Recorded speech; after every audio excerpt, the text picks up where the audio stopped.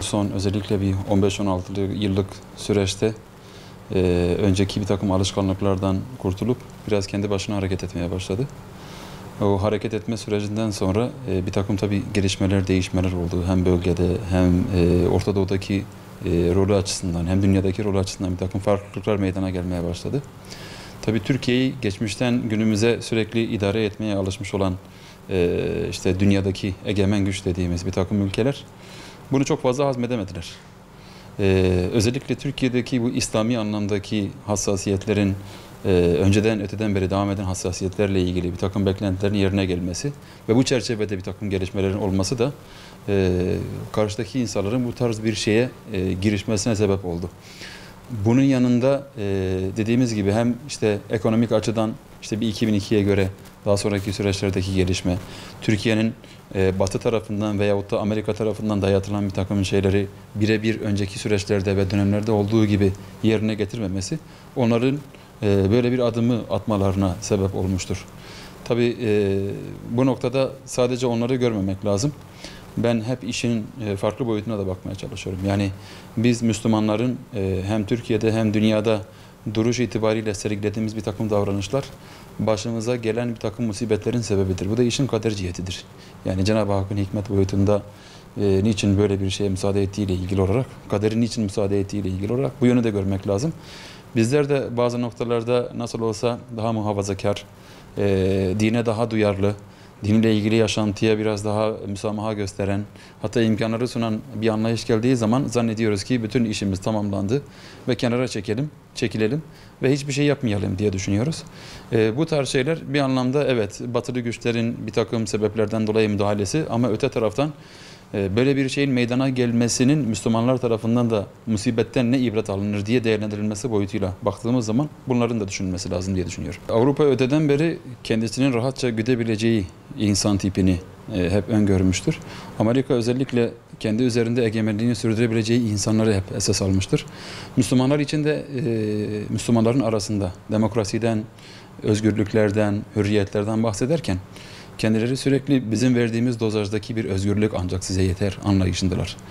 Müslümanlara sundukları demokrasi veyahut da bir özgürlük veya Müslümanların aşina olduğu böyle bir ortam beraberinde bir takım neticeleri de ortaya çıkarınca İslam'la ilgili, Müslümanların gelişmesiyle ilgili, Müslümanların terakki etmesiyle ilgili bir takım neticeleri ortaya koyunca bunlar tabii hani kendi zihinlerinde, kendi konseptleri çerçevesinde sunmuş oldukları o çerçeveyi aştıklarını düşünüyorlar ve müdahaleyi öngörüyorlar.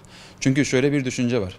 Müslümanları bu tarzda hem düşünce bazında hem eylem bazında rahat bırakırsak bu tarzda giderse yarın bizim egemenliğimiz bozulacak ve bunlar kendi başları dünyada söz sahibi olmaya başlayacaklar diye düşünüyor. Yani bir Muhammed Mursi'yi düşünelim. Cenab-ı Hak yardım etsin diyelim. Yani şu anda hala zindanda. Şimdi o dönemde Mısır'da meydana gelen bir seçim var. Bu seçim yine işte Avrupalıların öngördüğü bir demokrasi anlayışı çerçevesinde yapılmış ve İslami anlayıştaki insanlara başa gelmişler.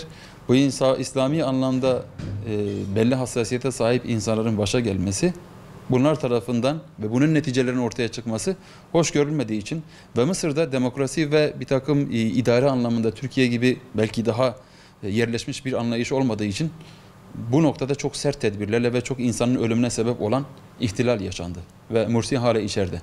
Türkiye'de bunun oradaki gibi yansıma bulmaması ve böyle neticeler vermemesi Türkiye'de biraz da hakikaten hani öteden beri Müslümanlara bir liderlik pozisyonu olması ve bunun bilincinde olması İnsanların bu imani noktada olsun, devletin idare anlayışı noktasındaki tecrübesi olsun belki bunun etkisi olmuştur ve buna engel olmuştur. Ama Avrupalılar ve dünya demokrasiyi ancak bizim size sunduğumuz çerçevede yaşayabilirsiniz. Bizim hani sınırlarımıza girmemek şartıyla bunu yaşayabilirsiniz. Onlar şöyle diyor. Biz sizi istediğimiz zaman Avrupa Birliği'ne alırız. Biz ancak Avrupa Birliği'ne aldığımız zaman siz terakki edersiniz. Ama Avrupa Birliği dışında oranın insan için standart olarak gördüğü ve İslam'la uyuşan bir takım kısımlar bizde uygulanıp netice almaya başlandığı zaman her türlü yolu deneyerek bunu işte Müslümanların elindeki kazanımı elinden almaya çalıştılar.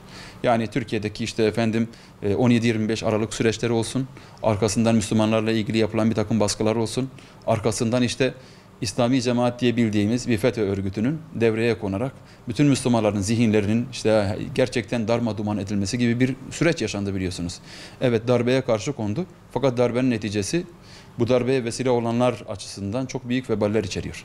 Şimdi darbenin asıl hedeflerinden birisi aslında dünyada Müslüman ülkelerin liderlik pozisyonunda olan Türkiye'yi bir sekteye uğratmaktı aslında. Düşünün yani çevremizdeki dört bir yandaki bütün Müslüman ülkelerine bir takım uygulamalara girişildi. Ortalık karıştırıldı. Bir Türkiye kalmıştı. Bunu da yapmaya çalıştılar fakat Cenab-ı Hak izin vermedi. Yani insanlar vesile oldu. Her kimse vesile olduysa Allah razı olsun. Ama neticede Cenab-ı Hakk'ın bir hesabı vardı ve olmadı. Eğer olsaydı ne olurdu diye baktığımız zaman hakikaten şu anda elde ettiğimiz kazanımların hepsi elimizden gidecekti. Ve işte hani literatürden okuyoruz, o dönemde yaşananlardan arka planlara baktığımız zaman sınırlarda konuşlandırılan bir takım ülkelere ait ordulardan tutun, ekonomiyle ilgili olsun, idareyle ilgili olsun, önceden yapılmış olan bir takım planlamalar, senaryoların hepsi devreye girecekti. Ve Türkiye gerçekten şu anda Cenab-ı Hak muhafaza etti gerçekten ve bundan sonra da muhafaza etsin. Bir Libya, bir Suriye konumuna çok rahat bir şekilde düşecekti. Ve belki ondan daha kötü duruma düşecekti. Neden? Çünkü bir Libya veyahut da bir Mısır'a duyulan hınç ile Türkiye'ye liderlik pozisyonu itibariyle duyulan hınç arasında fark vardır. O hınçtan dolayı orada yapılan tahribatın belki 10 katı burada yapılacaktı. Bugün Müslümanlar elde etmiş oldukları birçok avantajlardan, birçok kazanımlardan mahrum olacaktı. Türkiye millet olarak, devlet olarak birçok kazanımdan mahrum olacaktı. Ve bu noktada hakikaten hani başarıya ulaşmamasını bir hamd vesilesi olarak görmemiz gerekiyor diye düşünüyorum.